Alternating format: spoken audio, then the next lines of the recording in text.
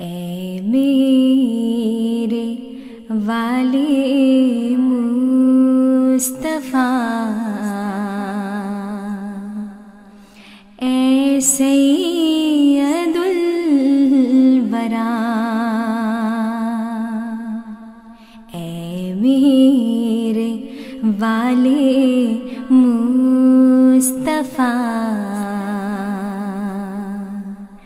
ए सैयदुल वरा. Assalamualaikum warahmatullahi wabarakatuh. Pemirsa kanal YouTube LI Indonesia dimanapun Anda berada, kembali berjumpa dengan kami dalam program Sudut Lajnah, mengupas makna sebuah konsep dan aplikasinya dalam kehidupan sehari-hari. Bersama saya, Reni Zahra Pratiwi. Sebagai seorang muslim, setiap kehidupan kita begitu amat berharga, merupakan kesempatan untuk merangkai kebaikan demi kebaikan dalam rangka meraih keridhaan Allah Ta'ala.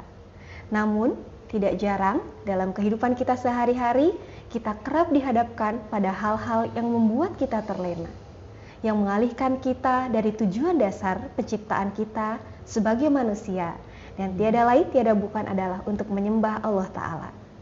Pada episode kali ini, kita akan mengupas sebuah konsep lagau atau perbuatan sia-sia.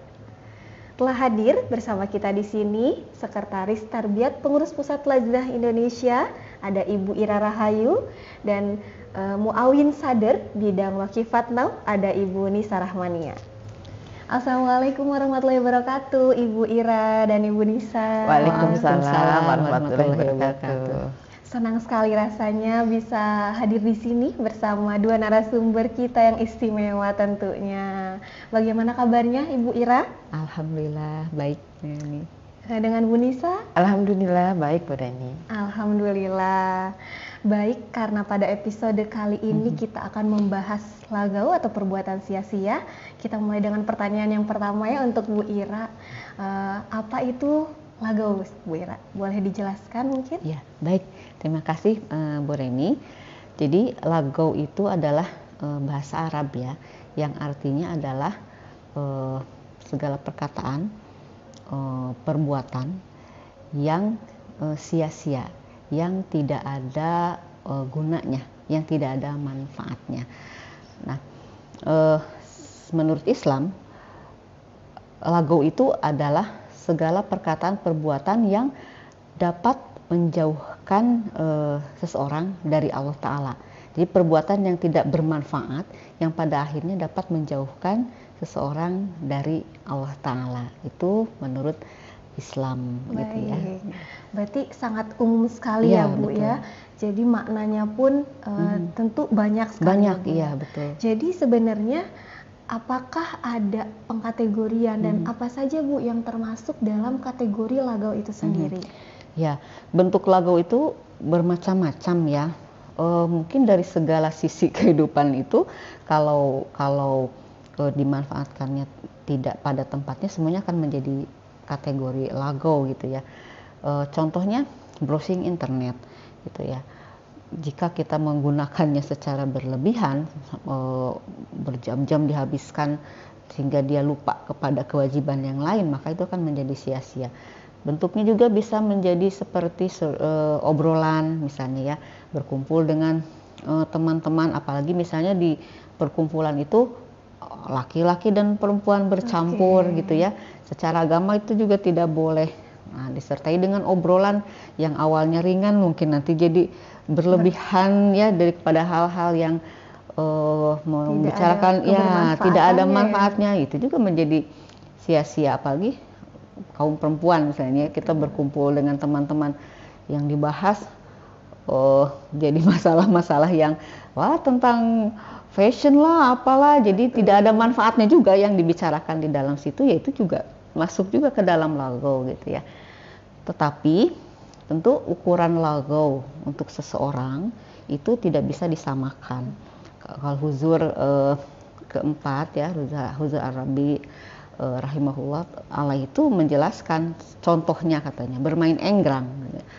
Kalau kita orang tua disuruh main enggrang, yang pasti itu adalah lagau gitu ya. tidak ada gunanya. Tapi kalau untuk anak-anak bermain enggrang itu ada manfaatnya gitu. Nah, jadi berbeda ukurannya, sia-sia lagau itu ya setiap orang begitu. Jadi lagau itu bisa menjadi sebuah dosa, tapi pada satu sisi sesuatu itu lagau, tapi bisa hilang sifat apa namanya dosanya ya. Jadi sebagai contoh dalam kehidupan sehari-hari misalnya kita menemukan sekelompok anak remaja yang setiap malam nongkrong, membuat kegaduhan, membuat kerusuhan gitu ya.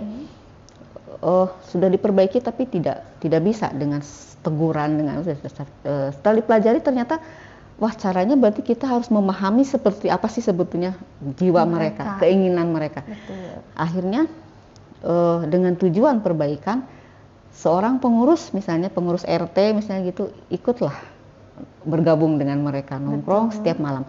Tentu harus punya batasan ya, ketika mereka mengajak Pak ayo minum ya tentu harus menolak gitu ya, karena tujuannya perbaikan. Tapi kita ikut masuk menyelami mereka dengan tujuan perbaikan. Nah pada saat seperti itu maka sifat lagaunya tidak akan berubah gitu.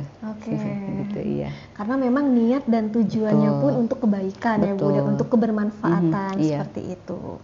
Baik Bu Ira, kalau tadi Ibu sudah menjelaskan secara konsep Islam itu lagu adalah perbuatan yang sia-sia. Nah karena kita sebagai seorang Muslim ya, seluruh LI di Indonesia tentunya kita berpedoman pada Al-Quran, kemudian pada hadis ya Bu ya. Apakah ada di dalam Al-Quran ataupun hadis yang menjelaskan tentang lagau itu sendiri? Ya, ada. Di dalam Al-Quran surah Al-Mu'minun ayat 4 itu Allah Ta'ala berfirman, A'udzubillahi minasyaitonirrajim, alladzina hum 'anil lagwi mu'ridun ya. Jadi orang yang beriman itu adalah mereka yang menghindari segala perbuatan yang sia-sia.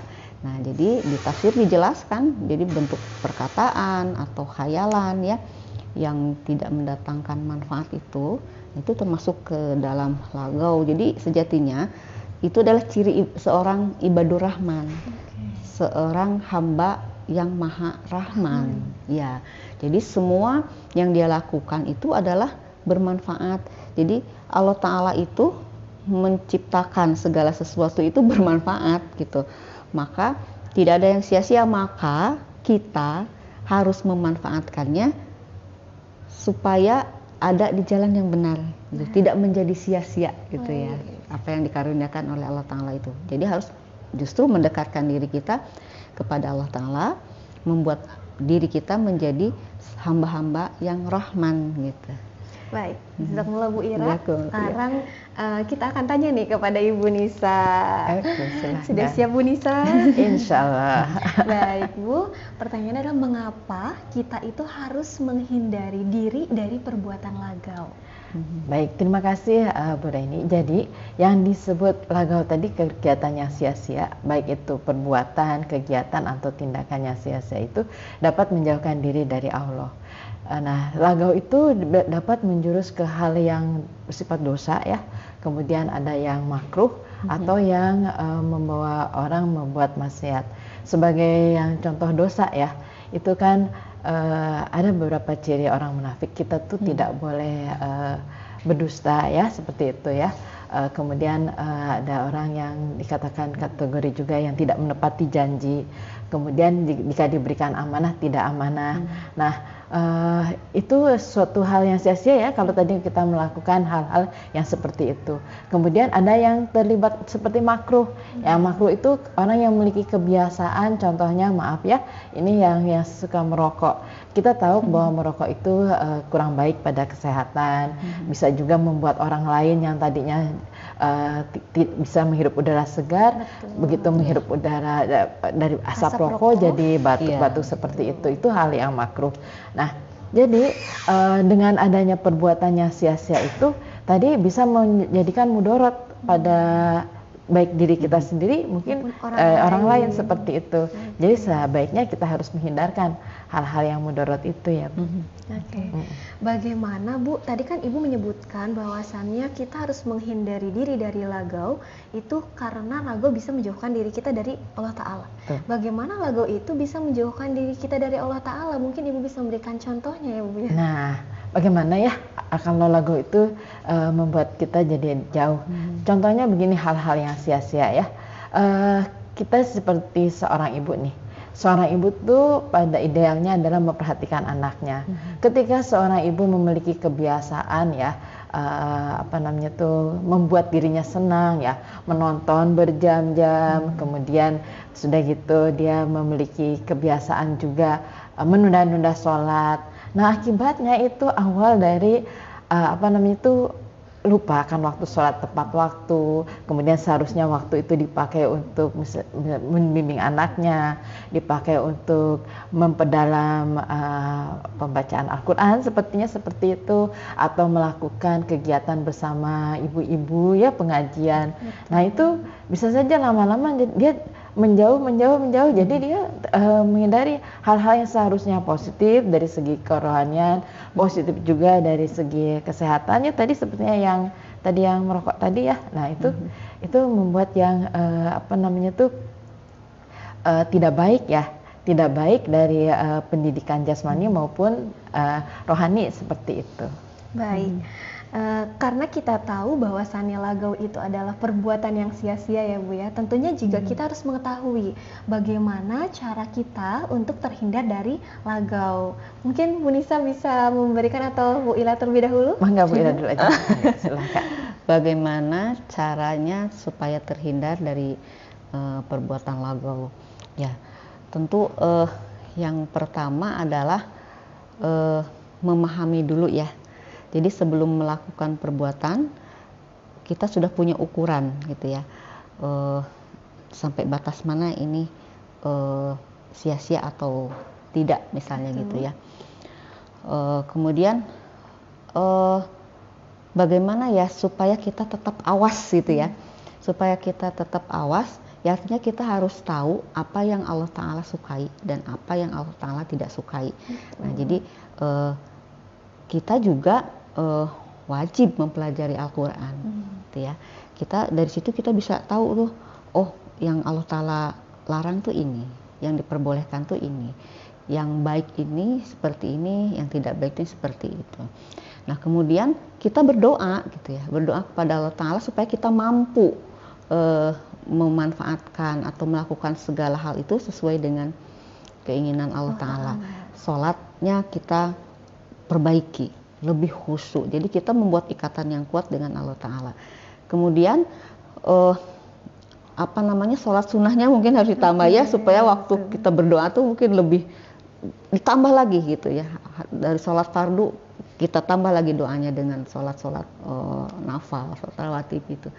Lalu kita juga harus meningkatkan kesadaran ya, harus mengetahui, memahami bahwa semua perbuatan kita itu ada yang mengawasi gitu, bahwa yang kita perbuat itu Allah Ta'ala Maha tahu gitu. Nah jadi itu adalah rem buat kita untuk terhindar dari perbuatan yang sia-sia gitu. Bu Nisa. Ya baik. Jadi sebagai seorang ibu ya, kita harus menanamkan dari sejak anak kecil ya, anak dari dini. Oh ini hal-hal yang baik dan hal yang buruk. Tadi kalau yang lagau itu sepertinya berdusta, itu harus dihindari, harus berkata jujur. Nah kemudian anak dibiasakan untuk mendekatkan diri pada Allah, bersyukur ketika mendapatkan kenikmatan ya, kemudian dapatkan karunia seperti itu.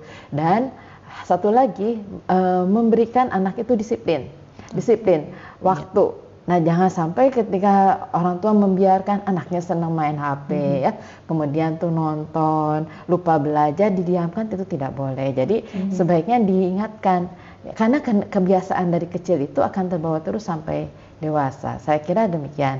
Nah satu lagi hal penggunaan tadi internet ya, internet itu untuk hal-hal yang positif, untuk belajar itu baik.